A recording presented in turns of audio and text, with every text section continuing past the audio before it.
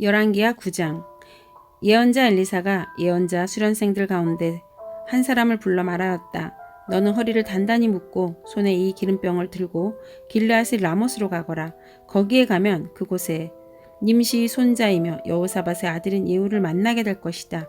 그러면 안에 들어가 그의 동료들 사이에서 그를 불러내어 밀실로 데리고 들어가거라. 그리고 기름병을 기울여 그의 머리에 부으며 나 주가 말한다. 내가 너를 이스라엘의 왕으로 세웠다 하고 말하여라. 그렇게 말한 다음에 너는 문을 열고 속히 도망하여라. 지체해서는 안 된다. 그리하여 예언자의 시종인 그 젊은이가 길르앗의 라못으로 갔다. 그가 도착하였을 때 그곳에는 군대의 장관들이 둘러앉아 회의를 하고 있었다. 그가 그들에게 말하였다. 장군님, 드릴 말씀이 있습니다. 그러자 예후가 말하였다. 우리들 가운데 누구에게 말하고 있는 겁니까? 그 시종이 말하였다. 바로 장군님께 말씀을 드리고 있습니다. 예후가 일어나서 집 안으로 들어가자 예언자의 시종인 그 젊은이는 그의 머리에 기름을 부으며 말하였다. 나 주 이스라엘의 하나님이 말한다. 내가 너에게 기름을 부어 주님의 백성 이스라엘 왕으로 세웠다. 너는 내가 섬기는 상전 아합의 가문을 쳐라.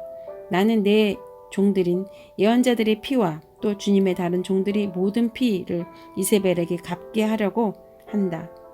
나는 아합의 가문을 모두 다 멸망시킬 것이다. 그렇다. 아합에게 속한 사람은 메인 사람이건 노인 사람이건 가릴 것 없이 남자는 누구나 이스라엘 안에서 끊어버릴 것이다.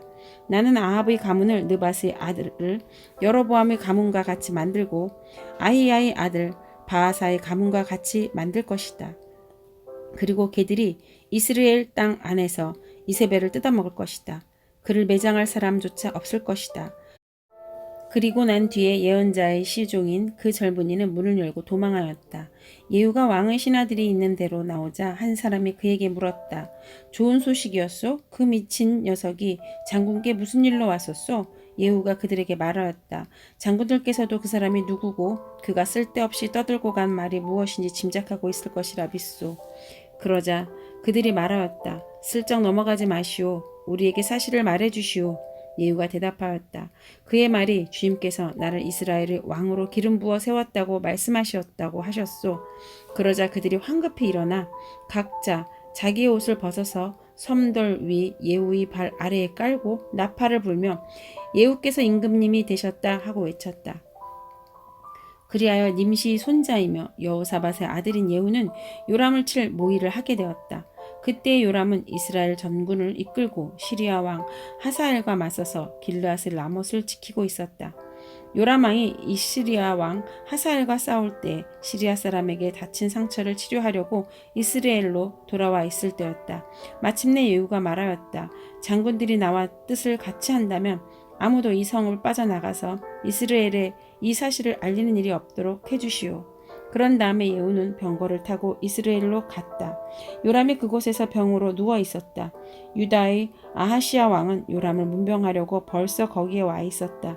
이스라엘의 망대 위에 서 있는 파수병이 예후의 군대가 오는 것을 보고 웬 군대가 오고 있습니다 하고 외쳤다. 그러자 요람이 말하였다. 기마병을 보내어 그들을 만나 평화의 소식이냐고 물어보아라. 그리하여 기마병은 그들을 만나러 가서 말하였다. 임금님께서 평화의 소식이냐고 물어보라 하셨소. 그러자 예후가 말하였다. 평화의 소식인지 아닌지가 너와 무슨 상관이 있느냐? 너는 내 뒤를 따르라. 파수병에게 왕에게 보고하였다. 그들에게 간 전령들이 돌아오지 않았다. 그리하여 왕이 두 번째 기마병을 보내자 그가 그들에게 가서 말하였다. 임금님께서 평화의 소식이냐고 물어보라 하셨소. 그러자 예후가 말하였다. 평화의 소식인지 아닌지 너와 무슨 상관이 있느냐? 너는 내 뒤를 따르라. 파수병이 왕에게 또 보고하였다. 그들에게 간 전령이 또 돌아오지 않습니다. 그런데 미친 듯이 말을 모는 모습이 님시의 아들 예후와 비슷합니다. 이 말을 듣자 요람은 병거를 준비하라 하고 명령하였다. 병거를 준비하니 이스라엘 왕 요람과 유다 왕 아하시아가 각각 자기의 병거를 타고 예후를 만나러 나가서 이스라엘 사람 나봇의 땅에서 그를 만났다. 요람이 예후를 보고 예후 장군 평화의 소식이요 하고 물었다. 예후는 당신의 어머니 이세벨이 저지른 음행과 마술 행위가 극에 달하였는데 무슨 평화가 있겠소 하고 대답하였다. 요람이 그의 손에 쥔 말곶비를 급히 돌려 도망하면서 아하시아에게 소리쳤다. 아하시아 임금님 반역이오. 예후가 힘껏 활을 당겨 요람의 등을 겨누어 쏘자 화살이 그의 가슴을 꿰뚫고 나갔다. 그는 병거 바닥에 엎드려졌다. 예후가 요람의 빛깔 시종무관에게 말하였다. 그 주검을 들고 가서 이스라엘 사람 나봇의 밭에 던지시오. 당신은 나와 당신이 그의 아버지 아합의 뒤에서 나란히 병거를 타고 다닐 때에 주님께서 그를 두고 선포하신 말씀을 그대로 기억할 것이오. 주님께서 아합에게 내가 어제 나봇과 그의 아들들이 함께 흘린 피를 분명히 보았다. 바로 이 밭에서 내가 너에게 그대로 갚겠다. 이것은 주 나의 말이다. 하고 말씀하셨소. 이제 당신은 그 주검을 들고 가서 주님의 말씀대로 그 밭에 던지시오. 유다의 아하시아 왕은 이것을 보고 베타간으로 가는 길로 도망하였으나 예후가 그의 뒤를 추격하여 저자도 죽여라 하고 외치니 이블르암 북은 구루 오르막에서 예후의 부하들이 병거에 타고 있는 아하시아를 찔러 상처를 입혔다. 그는 무기토까지 도망하여 그곳에서 죽었다. 그의 부하들이 그를 병거에 실어 예루살렘으로 운반하고 그를 다윗성에 있는 그의 조상들의 묘지에 함께 장사 지냈다. 아합의 아들 요람 왕 제11년에 아하시아가 유다를 다스리는 왕이 되었다. 예후가 이스라엘에 이르렀을 때 이세벨이 이 소식을 듣고 눈 화장을 하고 머리를 아름답게 꾸미고는 창문으로 내려다 보았다. 예후가 문 안에 들어오자 이세벨이 소리쳤다. 제 주인을 살해한 시므리 같은 자야. 그게 평하냐? 예후가 얼굴을 들어 창문을 쳐다보며 소리쳤다. 내 편이 될 사람이 누구냐? 누가 내 편이냐? 그러자 두세 명이 내가니 그를 내다보였다. 예후가 그들에게 명령하였다. 그 여자를 아래로 내던져라. 그들이 그 여자를 아래로 내던지니 피가 벽과 말에게까지 튀었다. 예후가 탄 말이 그 여자의 주검을 밟고 지나갔다. 예후가 궁으로 들어가서 먹고 마시다가 말하였다. 이제 저 저주받은 여자를 찾아다가 장사를 지내어 주어라. 그래도 그 여자는 왕의 딸이었다. 그들이 그 여자를 장사 지내려 주려고 찾아 나섰으나 그 여자의 해골과 손발밖에는 아무것도 발견할 수가 없었다. 그들이 돌아와 그에게 그렇게 보고하니 그가 말하였다. 주님께서 주님의 종 디셉 사람 엘리야를 시켜서 말씀하신 대로 이루어졌다. 주님께서 말씀하시기를 이스라엘의 밭에서 개들이 이세벨의 주검을 뜯어 먹을 것이며 이세벨의 주검은 이스라엘에 있는 밭의 거름처럼 될 것이며 이것을 보고 이세벨이라고 부를 사람은 아무도 없을 것이다 하셨는데 그대로 되었다. 열왕기하 10장. 아합의 아들 70명이 사마리아에 살고 있었다. 예후가 편지를 써서 사본을 만들어 사마리아에 있는 이스라엘의 관리들과 원로들과 아합의 아들들을 보호하고 있는 사람들에게 보냈다. 너희는 너희가 섬기는 상전의 아들들을 데리고 있다. 병거와 말과 요새화된 성읍과 무기도 가지고 있다. 이제 이 편지가 너희에게 가거든 너희는 너희 상전의 아들들 가운데서 가장 훌륭하고 적합한 인물을 찾아서 그의 아버지의 왕자에 앉히고 너희는 너희가 섬기는 상전의 가문을 편들어 싸웠도록 하여라. 이에 사마리아의 지도급 인사들은 두려워하며 말하였다. 저 두 왕도 그를 당하지 못하였는데 우리가 무슨 수로 그와 맞설 수 있겠소? 그리하여 왕가를 지키는 사람들과 성읍을 다스리는 사람들과 장로들과 왕자들을 보호하는 사람들이 예후에게 다음과 같은 전가를 보냈다. 우리는 장군의 신하입니다. 장군께서 우리에게 말하는 것은 무엇이든지 모두 그대로 하겠습니다. 우리는 어떠한 왕도 세우지 않겠습니다. 장군께서 보시기에 좋은 대로 하십시오. 예후가 그들에게 다음과 같이 두 번째 편지를 써서 보냈다. 너희가 내 편이 되어 내 명령을 따르겠다면 너희 군주의 아들들의 목을 베어서 내일 이맘때까지 이스라엘에 있는 나에게로 가져오너라. 그때의 왕자들 70명은 그들을 키워준 그 성읍의 지도자들과 함께 있었다.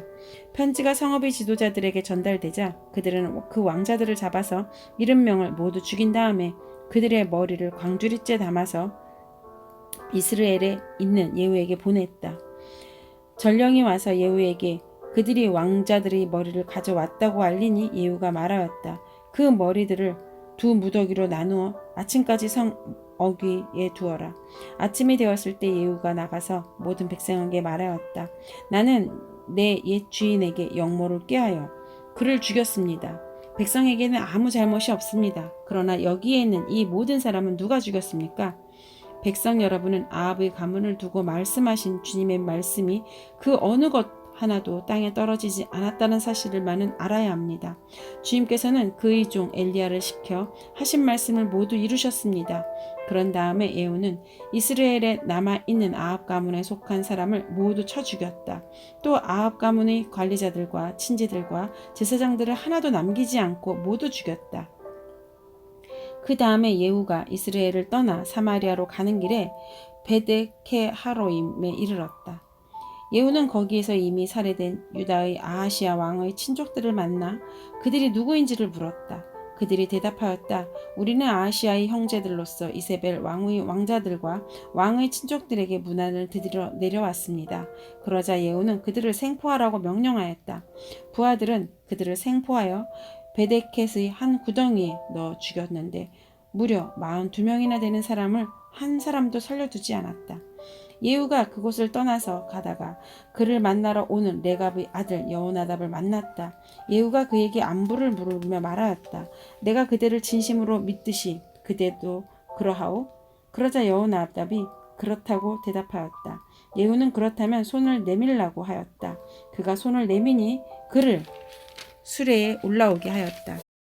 그런 다음에 예후가 말하였다. 나와 함께 가서 주님을 향한 나의 열심이 어느 정도인지를 보도록 하시오. 예후는 여호나답을 자기의 병거에 태워 나란히 앉았다. 그리고 그는 사마리아에 이르러서 거기에 남아있는 아합의 지지자들을 모두 죽였다. 이 모든 것은 주님께서 엘리야에게 말씀하신 대로 이루어진 것이다. 예후는 백성을 다 모아놓고 말하였다.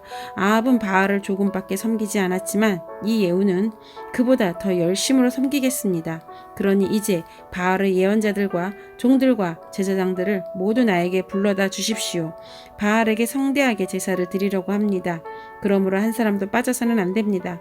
빠지는 사람은 어느 누구도 살아남지 못할 것입니다. 예후는 바알의 종들을 진멸하려고 이러한 계책을 꾸민 것이다. 예후가 계속하여 말하였다. 바알을 섬길 거룩한 집회를 열도록 하시오. 그러자 집회가 공포되었다.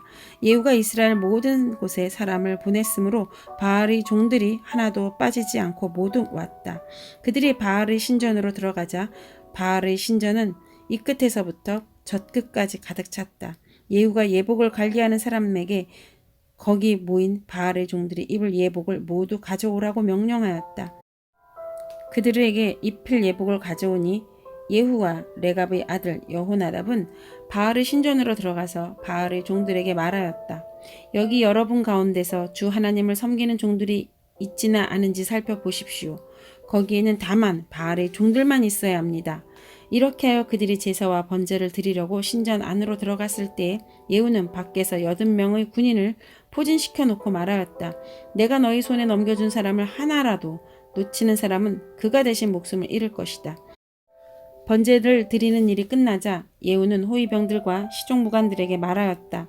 들어가서 그들을 쳐라. 하나도 살아나가지 못하게 하여라. 그러나 호위병들과 시종무관들은 그들을 칼로 쳐서 바깥으로 내던졌다. 그리고는 바알 신전의 지성소에까지 들어가서 바알 신전의 우상들을 끌어내어 불에 태웠다. 바알의 우상들을 깨뜨렸을 뿐만 아니라 바알 신전을 헐어서 변소로 만들기까지 하였는데 이것이 오늘까지도 그대로 있다. 이렇게 하여 예후는 바알 종교를 이스라엘에서부터 쓸어내었다. 그러나 예후는 베들과 단에 세운 금송아지를 섬겨 이스라엘로 하여금 죄를 짓게 한 느밧의 아들 여로보암의 죄로부터 완전히 돌아서지는 못하였다. 주님께서 예후에게 말씀하셨다. 너는 내가 보기에 일을 바르게 잘하여 내 마음에 들도록 아합의 가문을 잘 차려하였으니 내 4대 자손까지 이스라엘의 왕위를 지키게 될 것이다.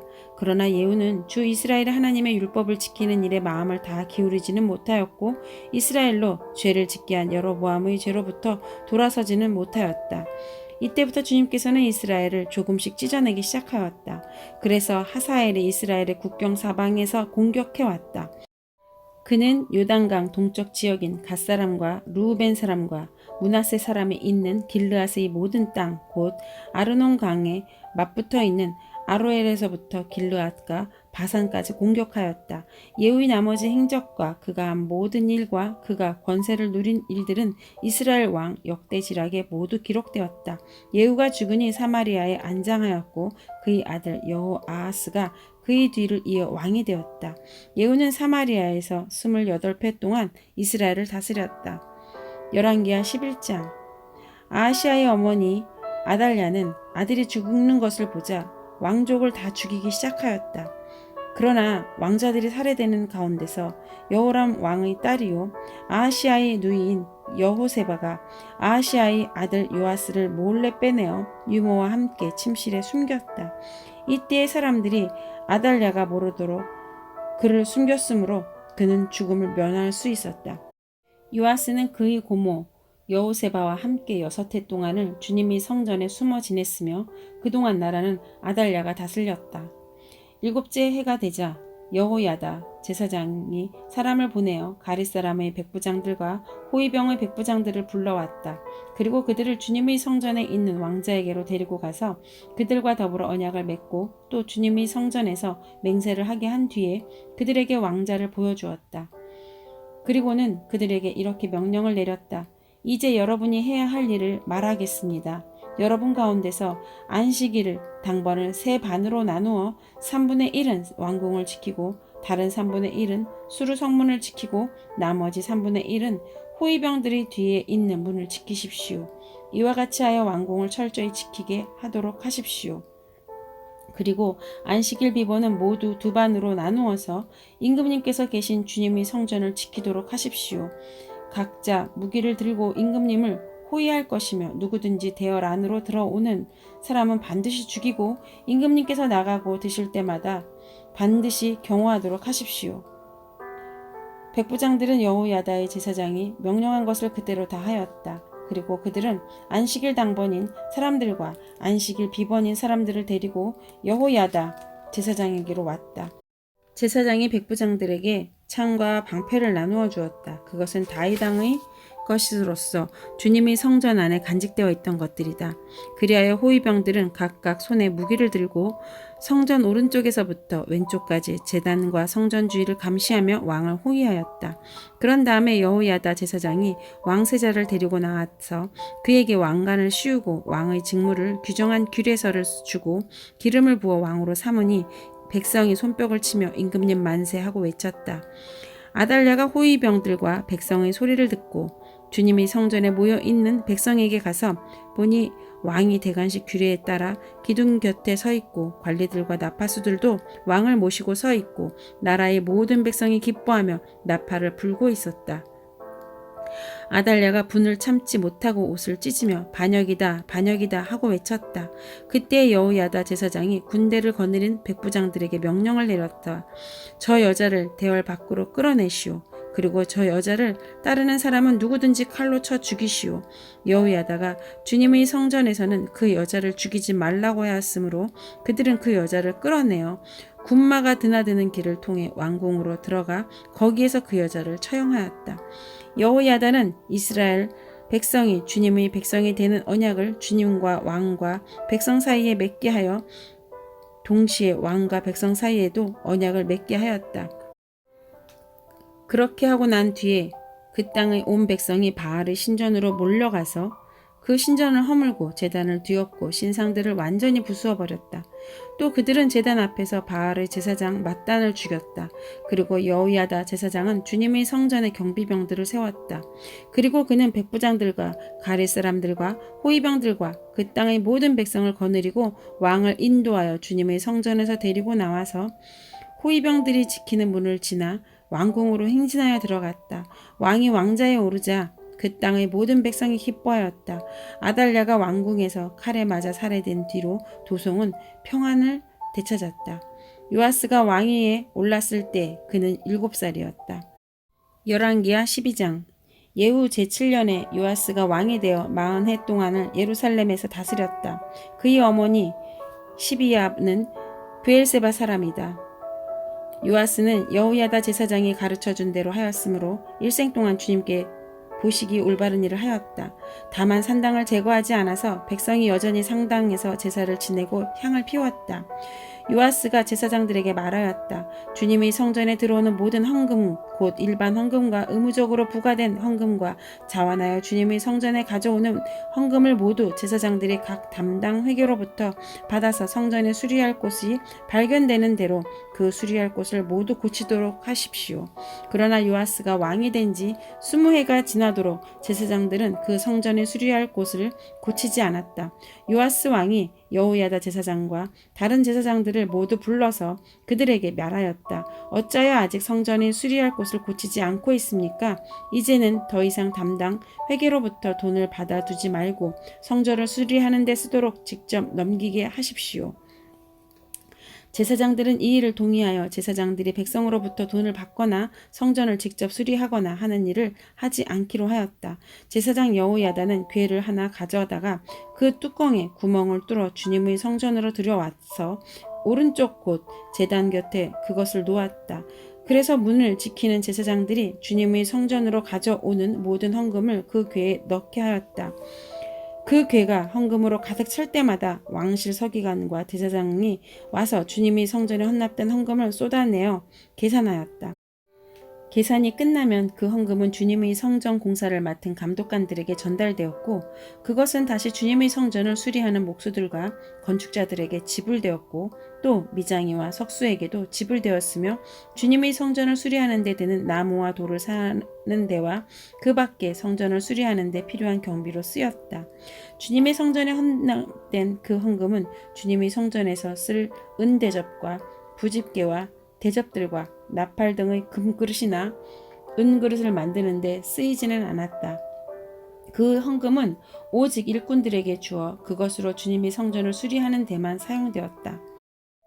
또 돈을 받아 일꾼들에게 주는 감독관들에 대한 회계감사를 하지 않았는데 그것은 그들이 성실하게 일하고 있었기 때문이다. 그리고 속건제와 속죄제에 다 바친 돈은 주님의 성전의 수입으로 계산하지 않았다. 그것은 제사장들이 몫이었기 때문이다. 그 때문에 시리아 왕 하사엘이 가드를 공격하여 함락시켰다. 그런 다음에 하사엘은 또 예루살렘도 치려고 하였기 때문에 유다 왕 요아스는 앞서 유다를 다스린 여호사밧과 여호람과 아하시아가 주님께 바친 모든 물건과 또 자신이 주님께 바친 것들을 비롯하여 주님의 성전과 왕실 창고에 있는 모든 금을 시리아 왕 하사엘에게 보냈다. 그러자 하사엘은 예루살렘을 치지 않고 물러갔다. 요아스의 나머지 행적과 그가 한 모든 일은 유다왕 역대지락에 기록되어 있다. 요아스의 신하들이 영모를 꾸며 신라로 내려가는 길에 있는 밀로의 궁에서 요아스를 살해하였다.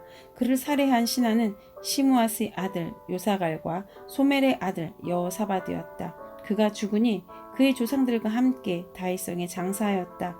그의 아들 아마샤가 그의 뒤를 이어 왕이 되었다.